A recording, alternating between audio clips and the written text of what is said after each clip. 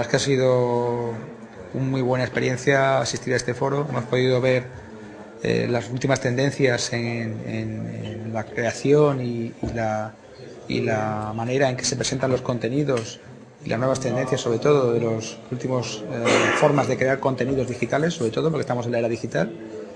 Y la verdad es que es una experiencia muy enriquecedora porque hemos podido aprender pues precisamente eso, ¿no? Cómo está el mercado en estos momentos, qué posibilidades hay, en qué sectores podemos aplicar todos estos nuevos contenidos, toda esta nueva forma de crear contenidos. Y en ese sentido, pues sinceramente creo que ha sido una iniciativa muy interesante y esperamos que a partir de aquí no solamente se repita, sino que se generen nuevas iniciativas después de la experiencia.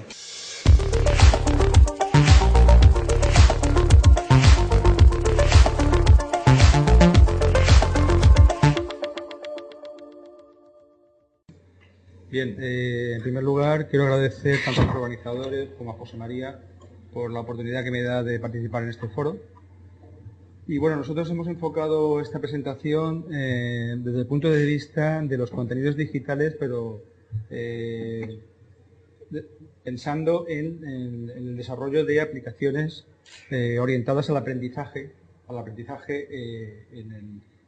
con herramientas de TIC, de tecnologías de la información y las comunicaciones.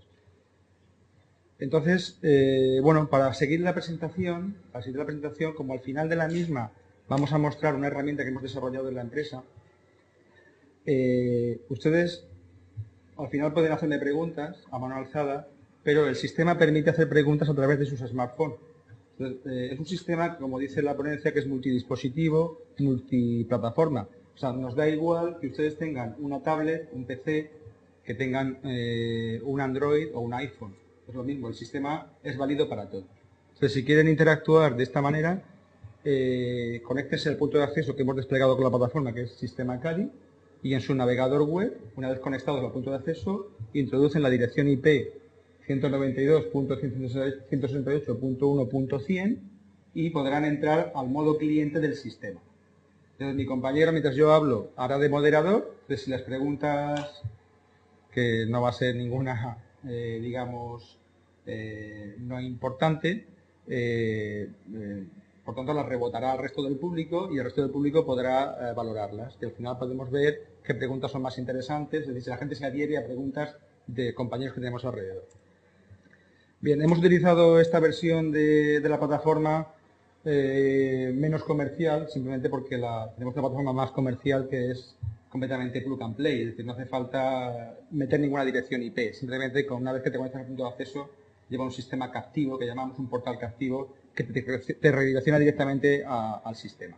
Pero para esta charla hemos optado por esta versión más técnica, más tecnológica, pero bueno, teniendo en cuenta que estamos en la Universidad Politécnica de Cartagena y la Escuela de Telecomunicaciones, meter una dirección privada de clase C, pues tampoco debe ser ningún problema, ¿de acuerdo? Bien. En cuanto a los contenidos, pues primero voy a hablar un poco de lo que es la empresa Ingeniería y Desarrollo, que es una empresa de base tecnológica creada en esta universidad, además la primera del sector de las tecnologías de la información y comunicaciones que está participada por la Universidad Politécnica de Cartagena, con un porcentaje del 5%. Y luego hablaré de la filosofía del grupo de investigación que se creó también a raíz de la creación de la empresa, cuyo nombre, pues, podría sorprender porque no empieza como grupo de investigación, sino que empieza como división de innovación, ¿de acuerdo? Nosotros, como ya explicaré, nuestro punto de partida es la innovación y pensamos que a través de la innovación también investigamos, como también se ha demostrado con la última tesis que hemos leído en el grupo. Bien, luego hablaré del aprendizaje basado en TIC, para lo cual hablaremos de las ventajas de uso de las TIC en este entorno, qué desafíos tiene el tener una enseñanza de este tipo, qué requisitos necesitamos para que esa integración de las tecnologías en el aula sea efectiva, qué otros usos podemos darle o que están valorados, por ejemplo, en el programa de aprendizaje permanente de la Unión Europea, y qué herramientas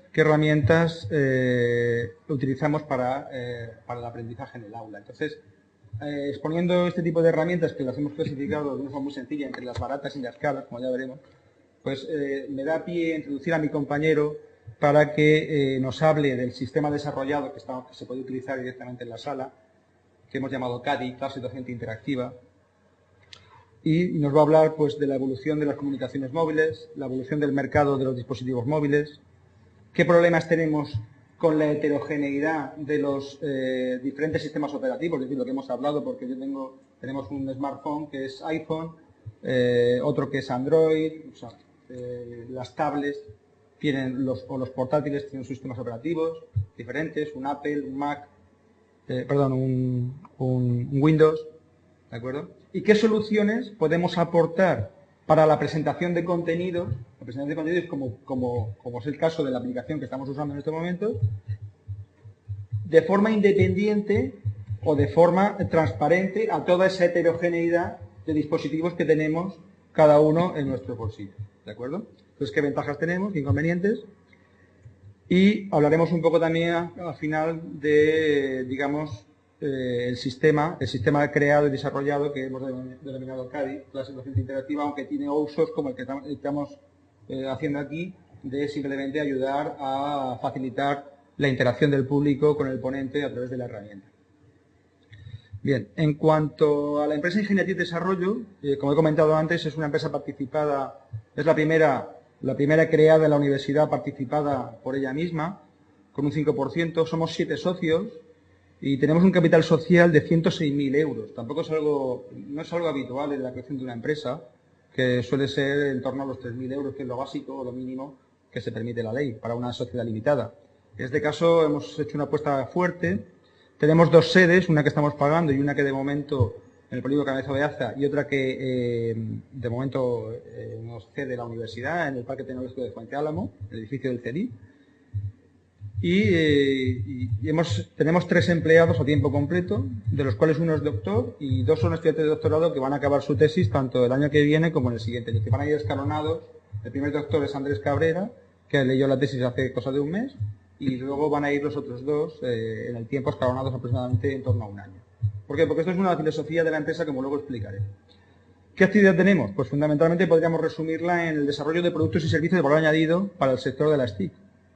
¿Vale? Nosotros no desarrollamos contenidos, pero con nuestra aportación en la empresa sí facilitamos o posibilitamos que estos sean más accesibles y pensamos que la herramienta que estamos mostrando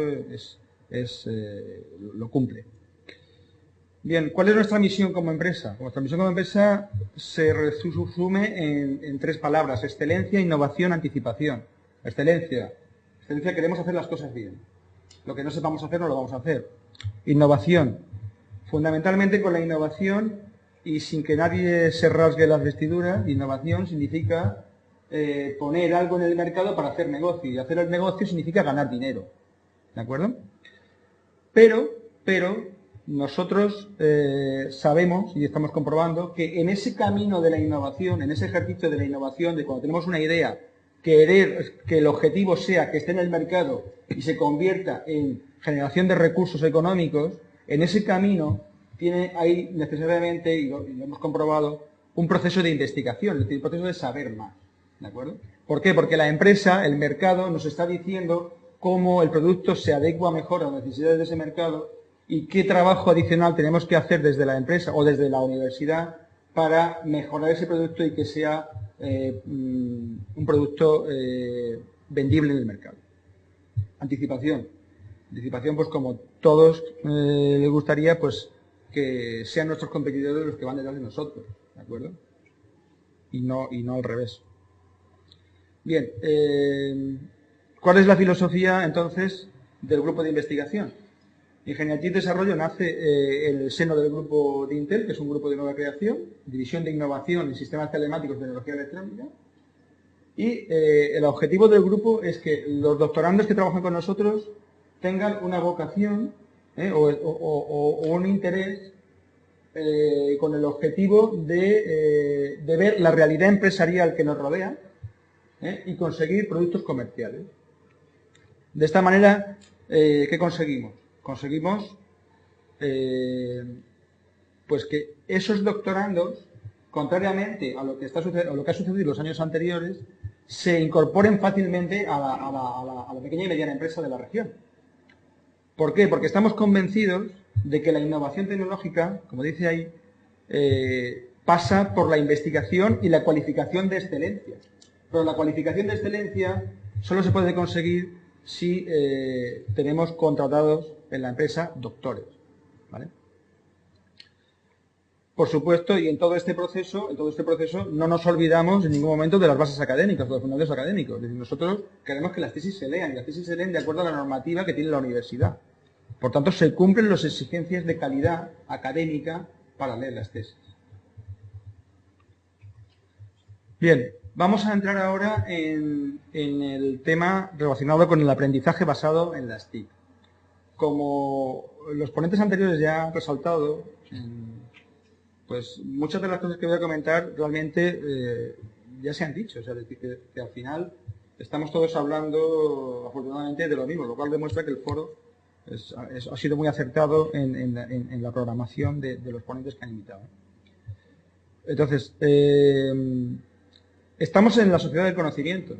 En la sociedad del conocimiento, al final, los estudiantes lo son durante toda su vida. Entonces, si eso va a ser así, está claro que la construcción de sus competencias, durante esa etapa, tiene que estar fundamentadas en órdenes, digamos, superiores, ¿no? ¿Eso qué significa? Que van a ser continuamente capaces de buscar fuentes, evaluar relevancias, analizar, sintetizar y reformular toda la información que reciben para volver, digamos, o buscar el objetivo que necesitan. Bien. También es muy importante el uso planificado de las TIC. Entonces, todos los recursos que tenemos en Internet pues van a contribuir en gran medida en el aprendizaje de los estudiantes, ¿de acuerdo? Entonces, ese aprendizaje, una vez más, vuelve a la indagación, la investigación, la colaboración,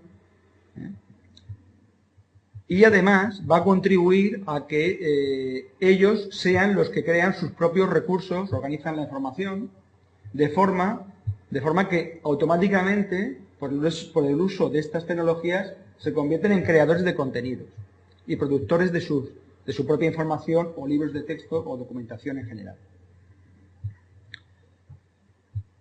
Bien, ¿qué ventajas tenemos con el uso de las tecnologías de la información? Está claro y está demostrado, aunque esto se ratifica con un informe de la OCDE, que las TIC evidentemente están jugando un papel muy importante en las economías del primer mundo basadas en el conocimiento.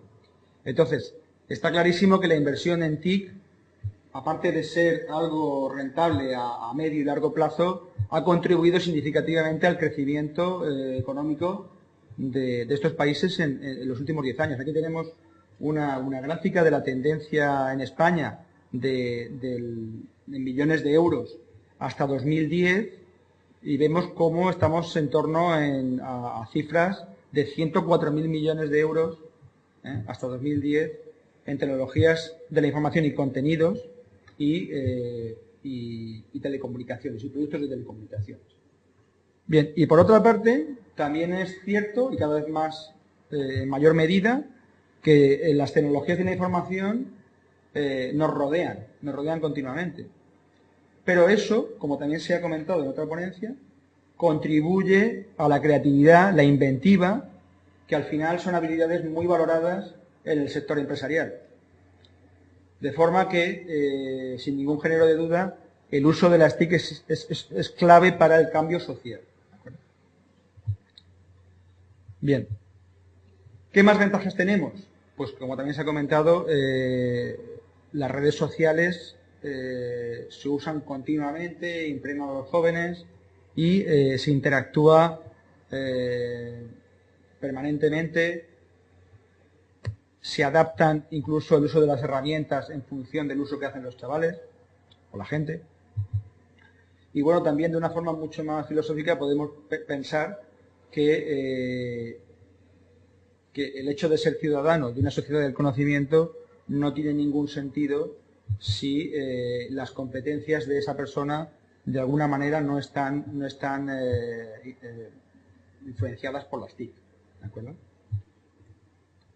Bien, ¿qué desafíos tenemos para que esas TIC o que la enseñanza basada en TIC pueda implantarse plenamente? Parece que todos pensamos, por las tendencias que tenemos en las aulas, pues eso, que va a ser sin duda la revolución en la educación del siglo XXI. Ahora bien, si queremos que las escuelas transformen en entornos de enseñanza que están participados y mediados por tecnología de la información, y que explotemos el potencial para enriquecer el aprendizaje, como hemos comentado antes, pues necesitamos, desde luego, demostrar, por una parte, que eso aporta un valor en el aprendizaje, ¿de acuerdo? Y, por supuesto, la inversión necesaria que se necesite, ¿de acuerdo? Pero un punto importante es demostrar que el uso de esas tecnologías mejora el aprendizaje o mejora el rendimiento del aprendizaje y del conocimiento que se adquiere. Bien. ¿Qué requisitos necesitamos? Pues provisión suficiente de recursos, que sean fiables, de fácil acceso, que estén disponibles cuando se necesiten, tanto por el alumno como por el profesor, y que esos recursos realmente sean útiles, es decir, que ofrezcan un entorno más rico en el aprendizaje, o una experiencia docente más dinámica. Está también muy comprobado que el uso de las TIC en los temas de evaluación es muy importante y que tiene también, actualmente pues hay recursos muy buenos para evaluar el aprendizaje de los alumnos. Y también es muy importante que los contenidos sean de suficiente calidad, para enriquecer ese aprendizaje, ¿de acuerdo? Que es donde realmente los productores de medios es donde pueden ofrecer esas nuevas técnicas o esas nuevas tecnologías que faciliten a los docentes el poder ilustrar conceptos y principios que de otra manera posiblemente sean más complicados de enseñar. He visto, por ejemplo, en el libro de Sicard una fotografía en la que se hablaba de tocar y aprender, ¿de acuerdo? Tocar y aprender sería un ejemplo de ese enriquecimiento en el proceso de aprendizaje con nuevas tecnologías. Bueno, si hablamos ahora de qué usos de las TIC están valorados en el programa de aprendizaje permanente que tiene la Unión Europea y que tiene cada año una convocatoria en diferentes ámbitos, pues también se considera que son especialmente efectivas para atender dificultades de aprendizaje en grupos de riesgos de exclusión o que facilitan la inclusión social, así como la igualdad de oportunidades educativas. También es una manera de estimular, digamos, el aprendizaje de forma activa y también de una forma un poco más filosófica a incentivar que ellos sean autocríticos, desafíen sus maneras de adquirir el conocimiento y estén siempre buscando, digamos, alternativas a la forma de adquirir conocimiento. Y finalmente, cosas clásicas como apoyar el trabajo en equipo y adquirir competencias que les ayuden a ser autónomos en el aprendizaje, lo cual es algo muy importante en las etapas iniciales del colegio. Bueno, ¿qué herramientas tenemos para posibilitar el aprendizaje a través de las TIC? Como he dicho antes, podemos clasificarlas de una forma un poco burda en las caras y las baratas.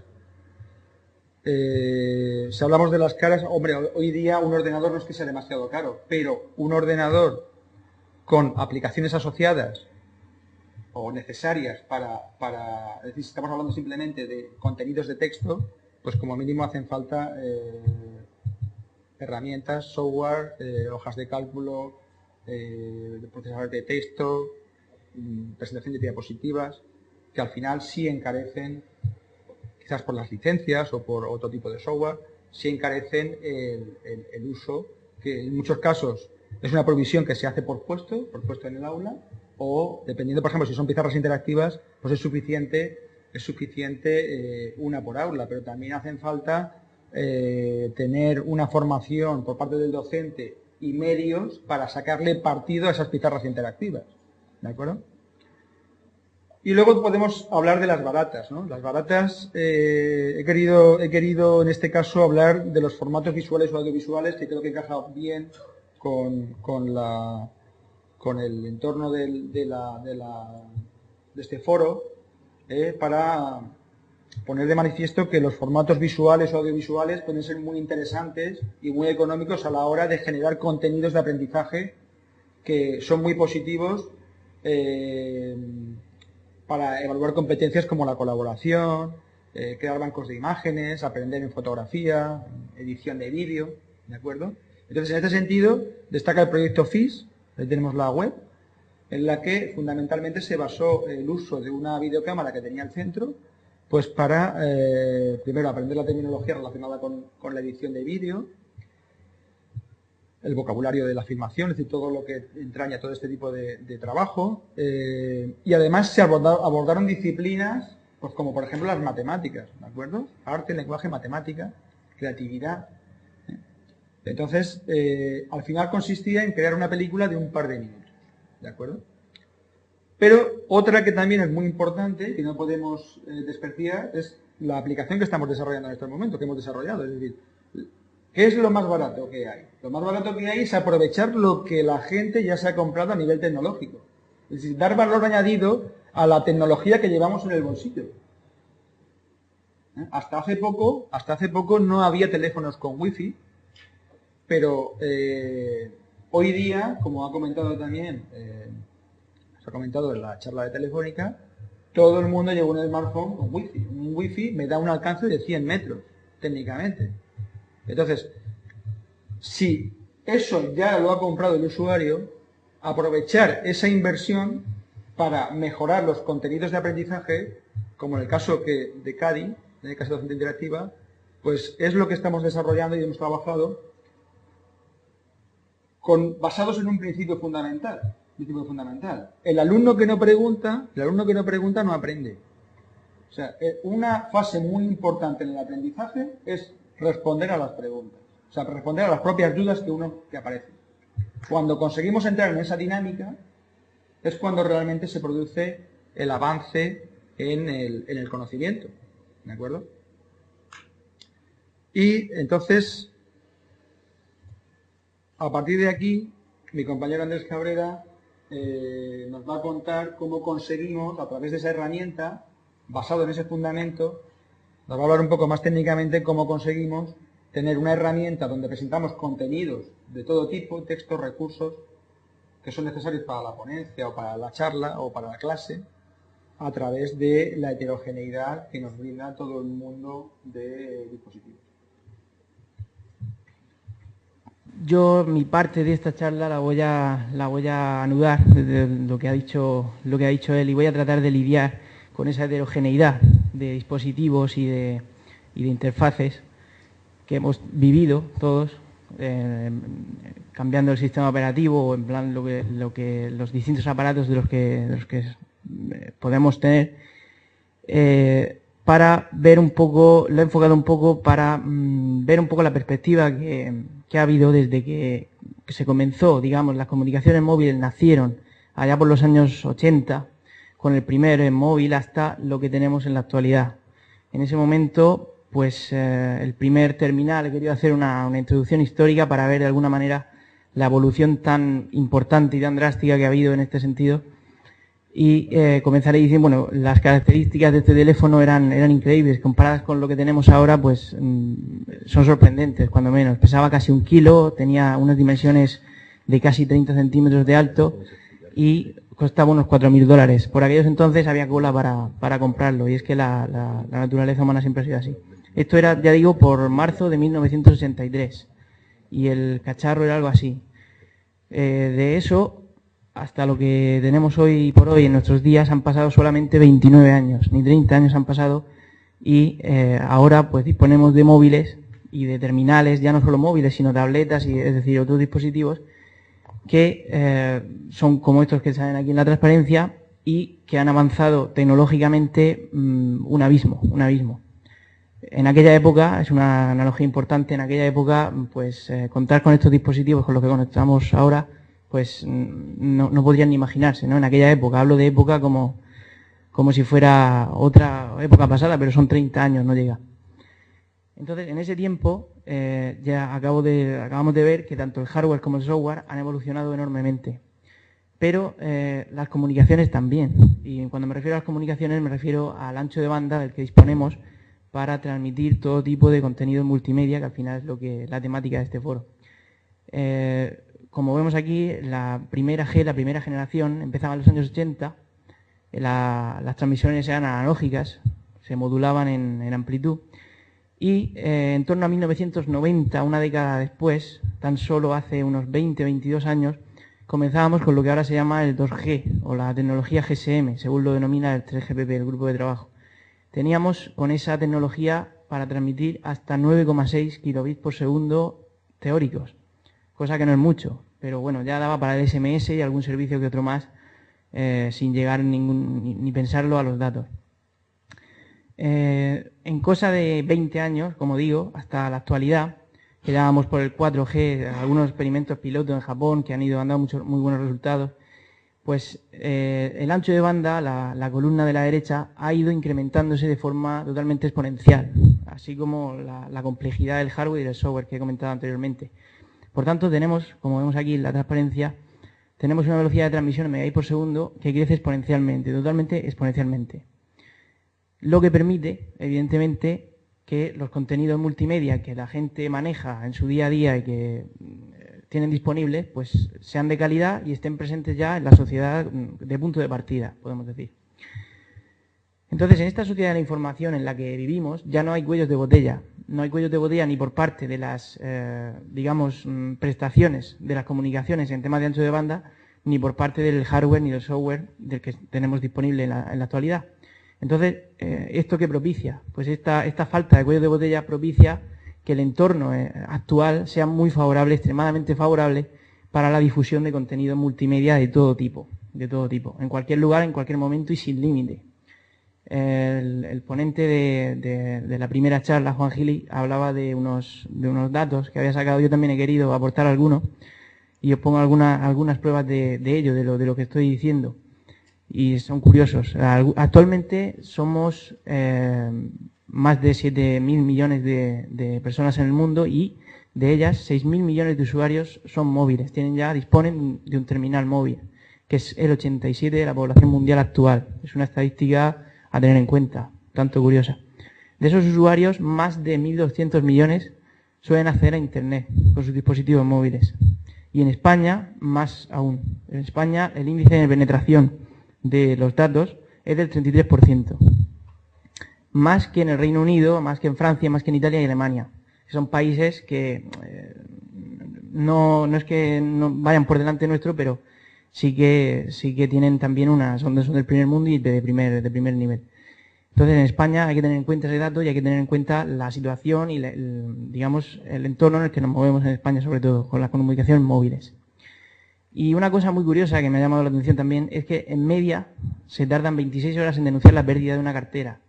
Sin embargo, tan solo 68 minutos en denunciar la pérdida de un teléfono móvil. Esto nos da una idea de un poco la dependencia que tenemos los españoles y en general todo el mundo con nuestros dispositivos móviles y con la comunicación y con el estar conectado en todo momento. Entonces, ya por último, para terminar, esta es la estadística que más me ha impactado, y es que se prevé que el volumen de tráfico de Internet móvil supere al de Internet fijo en 2014. Es una cota que la tenemos ya aquí, 2014 está aquí ya, y se prevé que el volumen de tráfico generado por dispositivos móviles, tabletas, smartphones, etcétera, supere al tráfico de Internet fijo de toda la vida. A nivel mundial he querido aportar estas gráficas. La fuente está debajo, es una página de estadísticas globales de datos de Internet, y es también bastante curiosa. A nivel mundial, como podemos ver, no hay un claro ganador, digamos, en cuanto a los sistemas operativos móviles. Digamos que la línea fucsia, la línea rosa, corresponde al sistema operativo Android, que es como se ve, pues va creciendo. La línea azul es el sistema operativo Symbian, que en estos últimos años, sobre todo, ha decaído profundamente. Y la línea verde más clarita, no sé si se aprecia bien ahí, pues se ha mantenido más o menos, ha perdido un poco de cuota de mercado, pero se ha mantenido en torno al 25%. A nivel mundial, digo, a fecha de hoy. Esta estadística es de noviembre de 2012. La verde es Apple, esta. iOS. Entonces, eso a nivel mundial, pero es que a nivel nacional en España la cosa es mucho más drástica. O sea, el resto de sistemas operativos móviles casi no han tenido presencia. Solo en torno a enero de 2010 hubo ahí una cuota importante, la línea azul del sistema operativo Symbian, pero Android está ganando un terreno totalmente a velocidades vertiginosas, tanto que ya el 63,73% de todo el tráfico de la cuota de mercado, digamos, de dispositivos móviles en España se hace desde dispositivos Android. iOS pues tiene más o menos, también está por ahí sobre el 29, un pelín más alto que la media mundial. Con estas dos transparencias quiero referirme a que tanto iPhone en su línea, porque son dispositivos punteros siempre, como Android, van a terminar o están terminando de dominar el mercado. Y las demás opciones pues aún no acaban de despegar, aunque Windows Mobile tiene muy buenas perspectivas también, pero bueno, en España sobre todo, entre estos dos yo creo que casi el 90% del tráfico lo acaparan ellos. Pero esto no ha sido así siempre, y años atrás, no muchos, fíjense que esta gráfica es de diciembre de 2008 a julio de 2010, en España teníamos este panorama, y es que más del 33% de la cuota la tenía Symbian, y iOS tenía también una importante cuota, pero también, digamos que el resto también tenía una presencia importante a tener en cuenta, a considerar BlackBerry, Sony, Samsung con su sistema Avada, es decir, la cosa no estaba tan clara hace unos años. Entonces, en esa vorágine de sistemas operativos y de capacidades, pues desde el punto de vista de los desarrolladores, que al final es lo que somos nosotros, y aplicables, como digo, hasta hace unos años, el reto de la heterogeneidad era una cosa a tener en cuenta muy fuertemente. Me refiero en el contexto que había en esos años, hace unos años, estábamos emergiendo, la revolución de Internet móvil estaba emergiendo, tanto vía 3G como Wi-Fi, como lo que he dicho antes del ancho de banda. El número de dispositivos móviles Wi-Fi crecía exponencialmente hasta lo que tenemos ahora, y cada día pues llegaban un montón, digamos, de modelos, cada uno con sus características propias. Es decir, cada uno tenía su resolución, cada uno tenía sus capacidades. Había unos que podían ejecutar Flash y otros que no. Había unos que podían ejecutar Java y otros que no. Es decir, era un entorno, para los desarrolladores era un auténtico quebradero de cabeza. Entonces, cuando la gente o este colectivo se ponía a trabajar, pues, ¿qué podía hacer? ¿Qué podía esperar en esta situación? Pues pensábamos, ¿qué hacemos? Creamos un sitio para cada dispositivo. Eso era imposible. Era imposible para un programador y para miles, como he dicho antes. Entonces, desde 2007, conscientes ya digamos los actores de Internet, la gente que es capaz de ver y de anticiparse a esas tendencias que va a haber en el mercado, desde 2007 se empieza a gestar un cambio, se empieza a especificar la nueva especificación, valga la redundancia, del HTML5. HTML5 es el lenguaje de tags sobre el que funciona la web.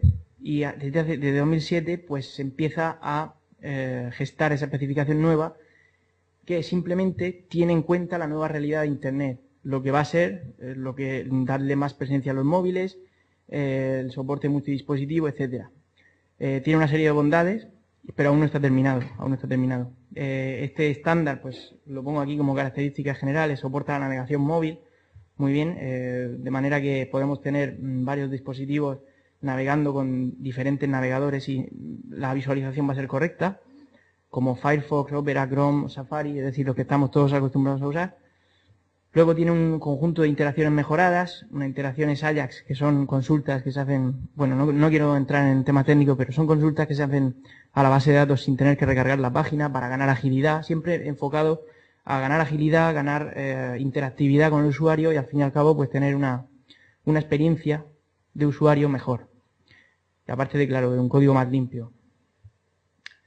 Junto a HTML5 pues surgen otros estándares mejorados, como el CSS3, que es, digamos que el compañero de viaje de HTML5, que es lo que son las llamadas hojas de estilo en cascada. Son, digamos, la forma de separar el código, la lógica de la página, de lo que es el diseño, ¿no? El cómo se va a ver la interfaz. También es una potente herramienta y es una porción de una tecnología que facilita la vida a los diseñadores y a los programadores, simplemente.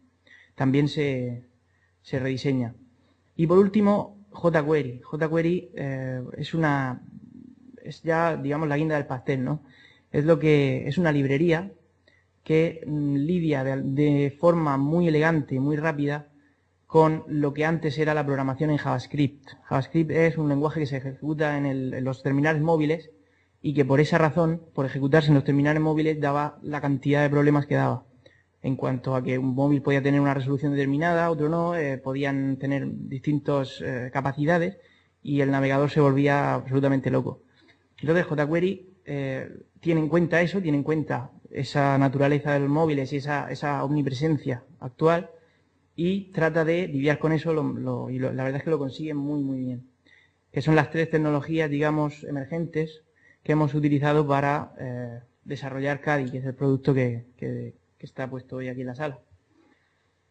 En definitiva, con estas tres tecnologías y de alguna manera teniendo también un poco de cuidado, porque siempre programar es una labor inherentemente difícil, pues podemos llegar a tener algo parecido a un sistema multidispositivo y multiplataforma, capaz de visualizarse bien y de cumplir los estándares en la mayoría de dispositivos actuales.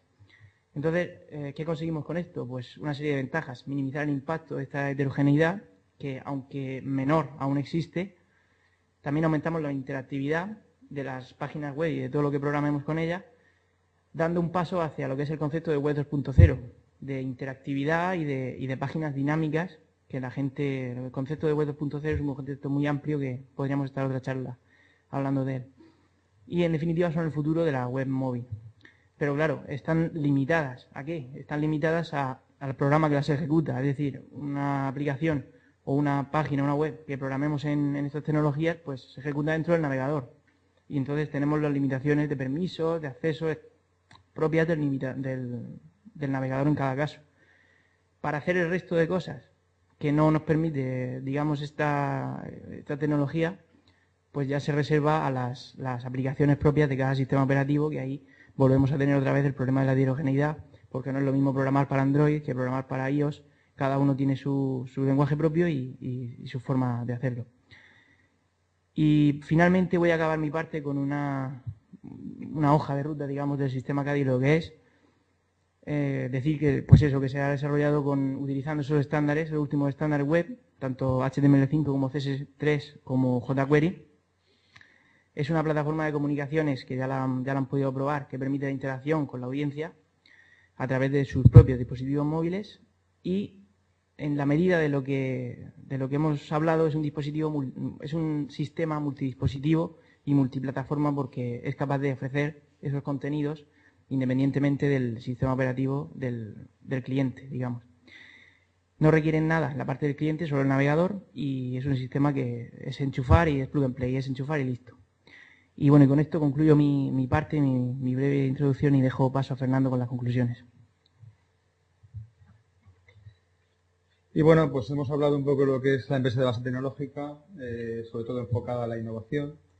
Queremos romper mitos, estamos peleando por ello y bueno, vamos a ver si lo conseguimos, a ver si tenemos suerte y tenemos un recorrido más allá de lo que la estadística dice de las SL en España, que más de 3 años no suelen llegar.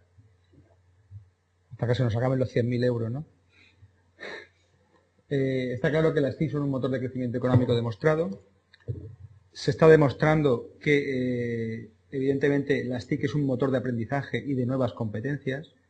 Yo creo que la herramienta, la herramienta que estamos utilizando en la charla ha sido objeto de la tesis de Andrés Cabrera.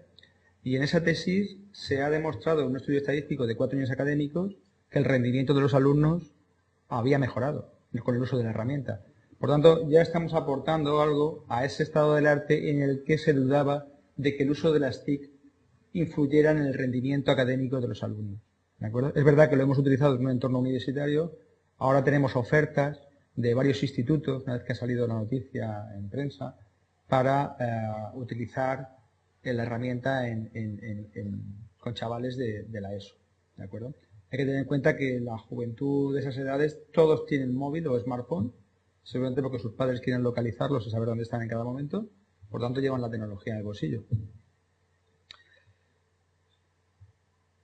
Y como digo, ahí se potencia el uso de la tecnología, es de bajo coste para los centros de formación, solamente van a tener que adquirir el sistema, digamos, de moderación, que es el que tenemos usando, y que hemos visto que, por ejemplo, que se puede instalar en los portátiles, o sea que posiblemente no tiene realmente un mayor coste más que el de venta por parte nuestra.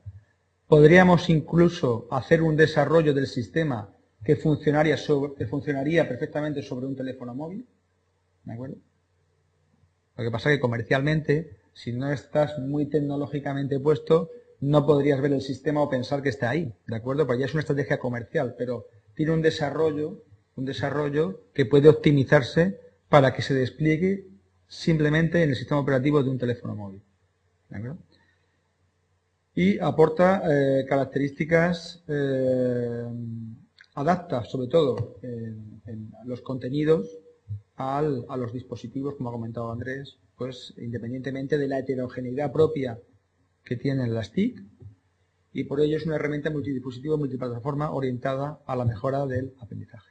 Bueno, con esto terminamos. Muchísimas gracias por su atención.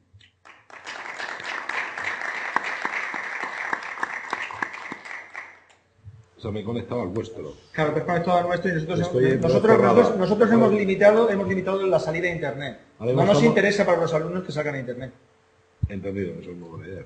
No me interesa, no podría funcionar con Internet, pero la ventaja de este sistema es que me lo puedo llevar al campo y dar una clase en el campo. Me puedo ir por una fila de turistas explicando monumentos y la gente mientras los va viendo me va mandando preguntas. Pero limitas todo el Internet. Bueno, en el campo, si alguien lleva su Internet propio, no lo puede limitar. Por 3G, desde luego, pues claro. Si se conecta a mi punto de acceso, no.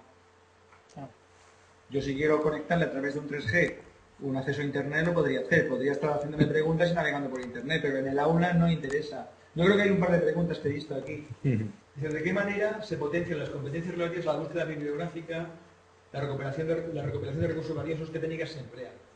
Vamos a ver, entiendo que aquí ¿de qué manera se potencian las comunicaciones? Vamos a ver, está claro que la gente joven, el tema de las comunicaciones, están completamente conectados a Internet, están en las redes sociales, están en clase y están interactuando, compartiendo opiniones, están haciendo todo ese trabajo de comunicación. No sé si se refiere a eso la pregunta. Lo que ocurre es que en el aula, en los institutos, está completamente prohibido el uso del móvil. ¿De acuerdo? ¿Por qué? Porque al final se hace un uso indebido de ese acceso a la tecnología. Entonces, claro, aquí hay un reto importante, es decir, cómo los docentes controlamos. En la universidad también puede pasar. Cuando estamos probando muchas veces el sistema, con otros profesores, decíamos estadísticas del uso, veíamos cómo la gente conectaba a Internet y se ponía a probar. ¿Vale? Es decir, ¿cómo controlamos entonces que el uso es correcto? Bueno, pues eso es uno de los retos. Está claro que este uso es muy beneficioso, pero también tiene sus inconvenientes.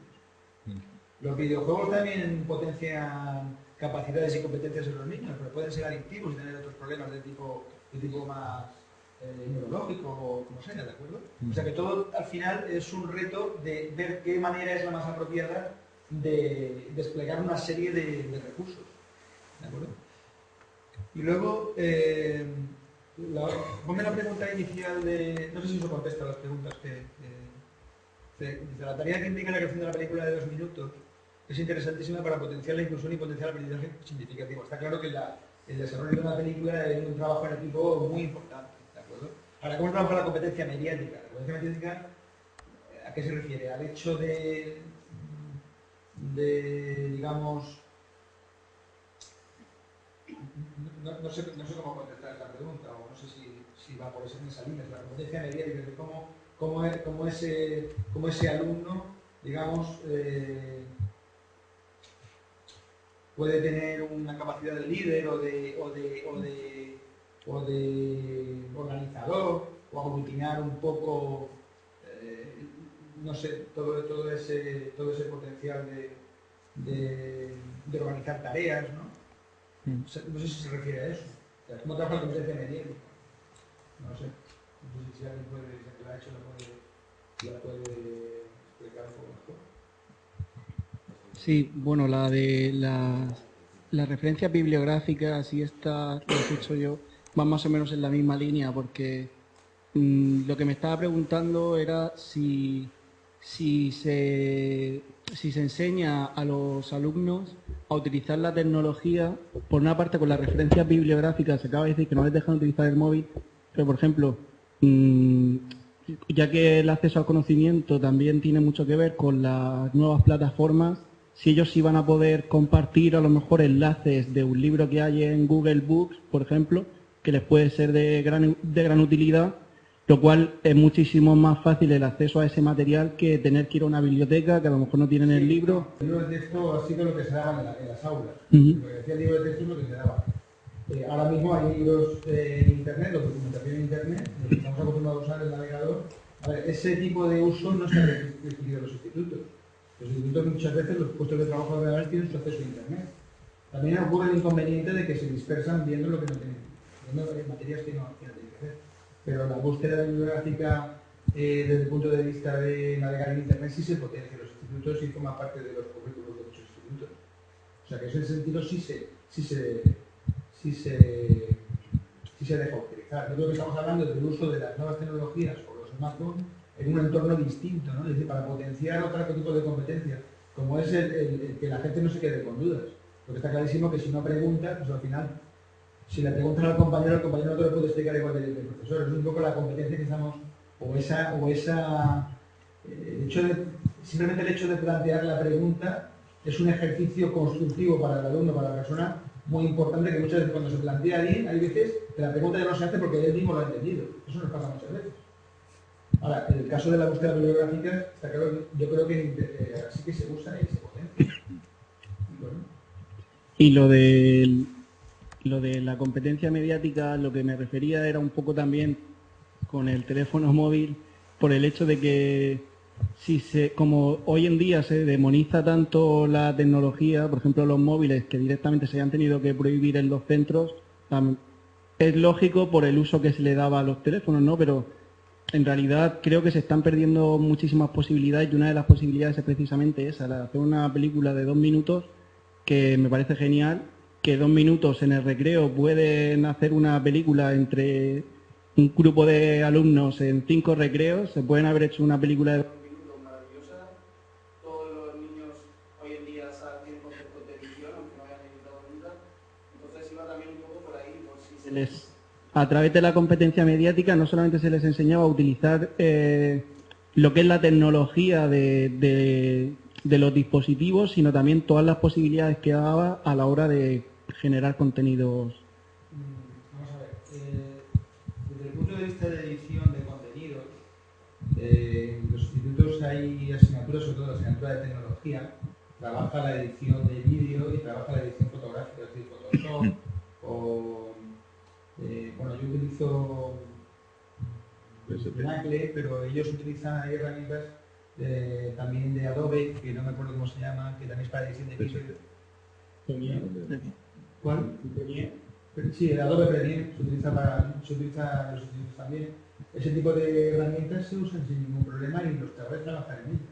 Y muchas veces hacen sus propias ediciones con sonido, con imágenes, vídeo, y hacen sus montajes. Eso sí se potencia, desde luego. El problema de los móviles es que se está dando un uso indebido, es decir, la gente graba cosas, pero graba cosas que son muchas veces vejatorias, ¿no? Que es lo que está ocurriendo, es porque sale la noticia. Entonces, por eso se han prohibido, porque al final llega un momento en que el manejo de una aula de secundaria es completamente imposible. O sea, un profesor no puede dar clases. La gente está completamente distraída y de hecho lo vemos, que se meten en los foros y no paran de intercambiar cosas que a lo mejor es que a lo mejor están al lado de otro y están escribiendo por el chat. ¿De acuerdo? Entonces, eso es un poco lo que está siendo una barrera para potenciar otro tipo de métodos de aprendizaje que podrían ser muy útiles, sobre todo, por ejemplo, para gente de riesgos de exclusión social. Y ese es yo creo que es el gran reto, como decía. Me gustaría hacerte una pregunta con respecto al programa que habéis desarrollado, ¿no? A la aplicación. Es decir, sería utilizado en cualquier aula de formación. Es decir, cualquier alumno podría preguntar, tú seleccionas, estarías haciendo la exposición de un tema, por ejemplo, ¿no? Cualquier duda que te llega, tú contestarías a esa persona o al... Yo lo que he hecho en clase es que al cabo de X tiempo me paro un poco y veo las preguntas que me han hecho los chavales. Entonces cojo y como he hecho aquí, las interesantes las lanzo y sigo exponiendo. Y entonces intento ver cuántos se adhieren a las preguntas, o sea, qué preguntas son interesantes para todos. ¿Por qué? Porque hay gente que tiene la misma duda pero no es capaz de levantar la mano. Correcto. ¿De acuerdo? Entonces luego me vuelvo a parar y contesto las preguntas antes de continuar. Hay veces que me dicen, repita transparencia X. Y veo que el 90% me dicen que la repita, pues vuelvo otra vez y no solo repito la transparencia 10, sino que sigo hasta la 15, que es donde me parece. ¿De acuerdo? Eso es lo que la experiencia que tenemos. Luego también, como veis en la aplicación de cliente, tenemos recursos. Yo descargo las transparencias de clase o las lecturas recomendadas, las hemos descargado en clase para que la gente las tenga en local. Es decir, sin necesidad de que esperen a conectarse a internet para ir al Moodle, que también lo tenemos instalado y también lo manejamos.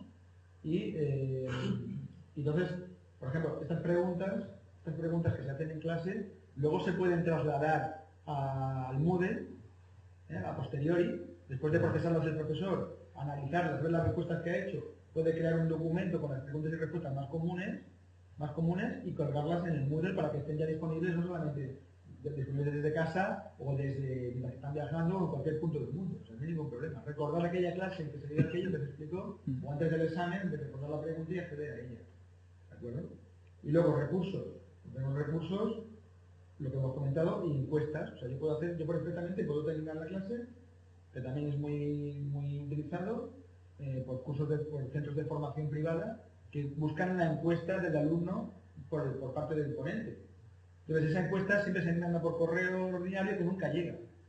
Pues podríamos tener perfectamente el sistema habilitado, decir, oye, te han ido 25 personas al curso, vente con las 25 respuestas electrónicas de la encuesta que tú ni siquiera vas a conocer, simplemente la gente lo va a enviar y como tienes acceso a la parte de administración, no vas a verlo ni vas a poder modificarlo, ni manipularlo. ¿De acuerdo? Sí, me parece muy interesante. Me gustaría preguntarte, en el entorno en el que nos encontramos en el foro,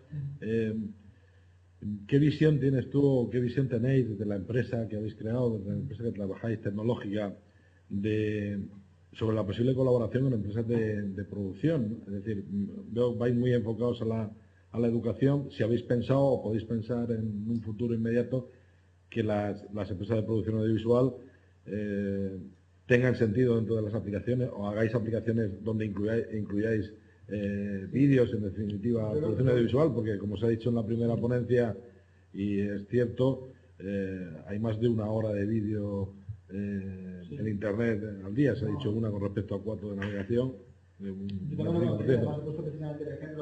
O sea, el vídeo es muy importante.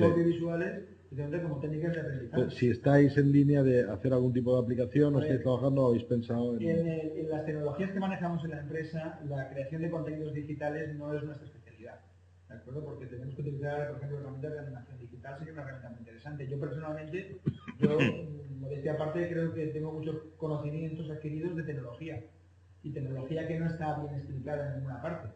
La mayoría de canales de divulgación científica son muy científicos, son menos de ingeniería, ¿de acuerdo? Entonces explicar protocolos, explicar, no sé, usos de dispositivos o aplicaciones concretas, podría tener una cabida muy importante en ciertos canales temáticos. Entonces, si nosotros conociéramos o fuéramos especialistas en ese tipo de herramientas, estoy seguro y estoy convencido de que estaríamos creando contenidos didácticos muy tecnológicos, que yo creo que es una carencia que llevamos en el mercado. Los contenidos didácticos más tecnológicos que existen son muy científicos, me refiero a científicos, ciencias básicas, físicos, químicos, biología, naturaleza. Eso hay muchísimos contenidos.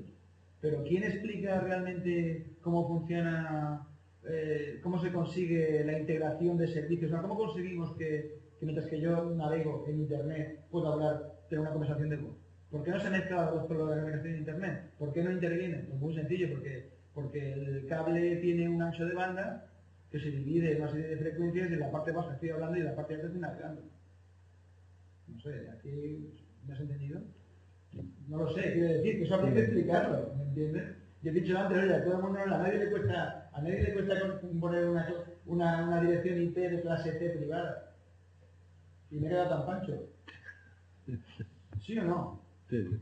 Pues esas cosas que ya son muy habituales en las TIC, claro, esto es como cuando yo he manejado el sistema operativo 2, por comandos. Y ahora copiar, antes era copy o CP y el nombre del directorio, y ahora arrastramos el ratón. Es decir, que la tecnología ha ido poniendo de manifiesto de que la gente es reticente a aprender tecnología. Entonces, claro, bueno, pues vamos a aprovechar todos los medios que nos ponéis a vuestra disposición, pero por supuesto habrá falta formación. ¿Y qué herramientas escogemos? ¿Cuántas herramientas hay de animación digital? La última que yo conozco es el Blender 2.0. No sé si la conoces. De animación. Pero hay otras, Visual Studio, no sé, hay decenas, por lo menos. ¿Cuál escogemos? O hacemos una animación flash. La máxima animación que sé hacer es una animación PowerPoint. Hay mucha gente que no sabe. Me hago alguna cosilla, ¿no? Pero que hace mucho más. Si supiera Flash, desde luego haría mejor cosas mejores. Pero bueno, no sé, tampoco, no. Creo que sí que es verdad que es una parte muy interesante, pero yo creo que en ese sentido, por ejemplo, lo de la ciudad de los contenidos, de Contemporary, en esa línea hubiera sido una cosa muy, muy interesante, ¿no? Es decir, tener a nuestra disposición medios formativos y medios de uso de técnicas que podemos aplicar en muchos campos, ¿no? Bueno, ¿alguien desea hacer alguna pregunta, algún comentario? Hay algunas preguntas que no se han contestado, por ejemplo. ¿Qué ventajas tiene esta aplicación con respecto a otros sistemas? Esto lo puedes contestar tú, ¿no? Sí, bueno, su propia naturaleza, ¿no? La propia naturaleza de Gaia, la naturaleza local que tiene, que se despliega en la propia sala. No hay internet por eso, porque lo desplegamos nosotros, el wifi es propio, es el punto de acceso, pero se crea esa comunidad, esa posibilidad de interactuar con el profesor de forma local, pero de forma potente y de forma casi social, al poder valorar las preguntas de otros alumnos y así. No hay ningún sistema, o al menos que conozcamos, Moodle es online, digamos, no hay ningún sistema igual en ese sentido, a no ser que sean ya los mandos de respuesta automática, estos de los pulsadores, que tienen específicamente 4 botones para la opción. Eso también se despliega en el local, pero eso pues no te dejan bajarte un PDF, por ejemplo. Los móviles de ahora pues sí. En ese sentido, esa es nuestra ventaja competitiva con respecto a esas soluciones. Y luego también hay otra pregunta que te decía, ¿cuáles son los requisitos, qué ventajas tienen, cuáles son los requisitos hardware y software? Yo también lo he comentado antes, es decir, esto es un desarrollo adaptado a donde lo instalemos. Nosotros comercialmente, porque comercialmente se vende mejor, lo instalamos sobre un empotrado, ¿de acuerdo? Un sistema empotrado. Entonces el sistema empotrado también es muy comercial porque te llevas algo y digamos es portable, es como si te llevaras un proyector o cualquier otro dispositivo. Te lo colocas encima de la mesa y empiezas a funcionar como estamos haciendo ahora.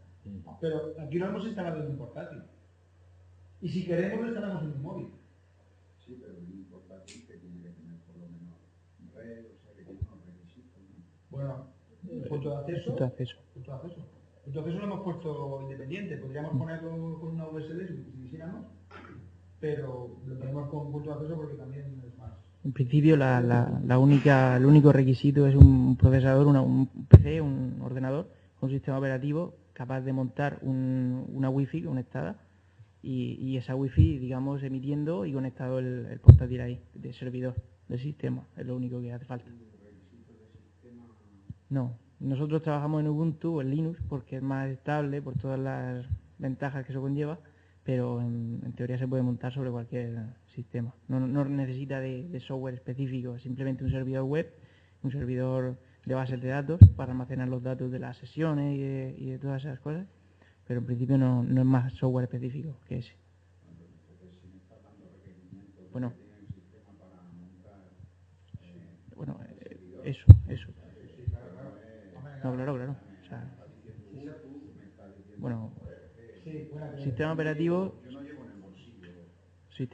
servidor web y base de datos. Eso es lo que hace falta.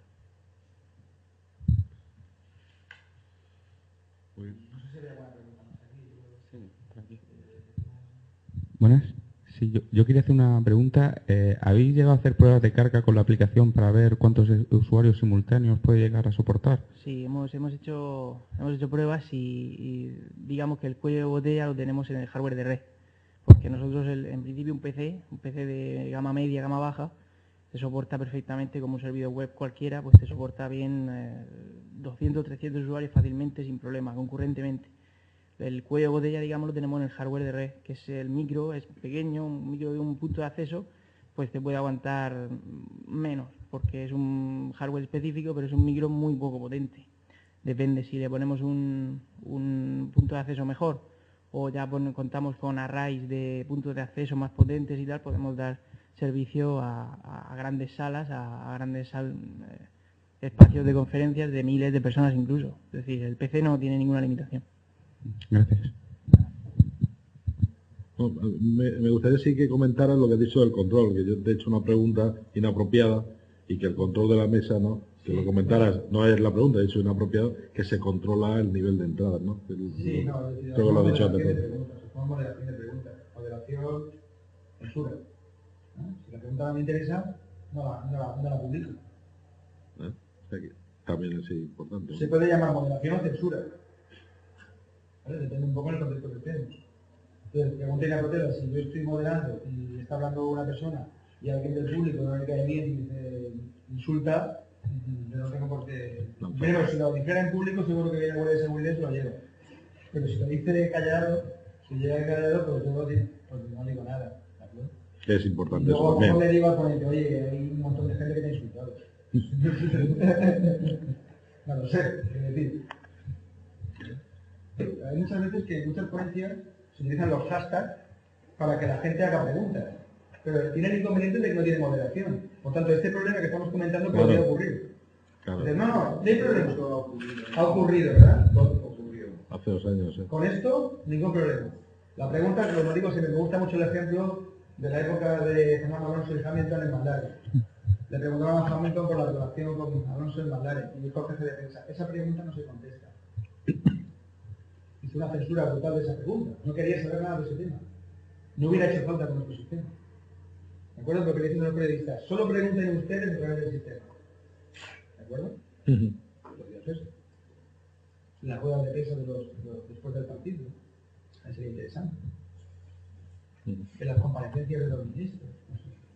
Bueno, eso, sí. Todo debe quedar. O sea, que el portavoz de cualquier partido político. No conoce.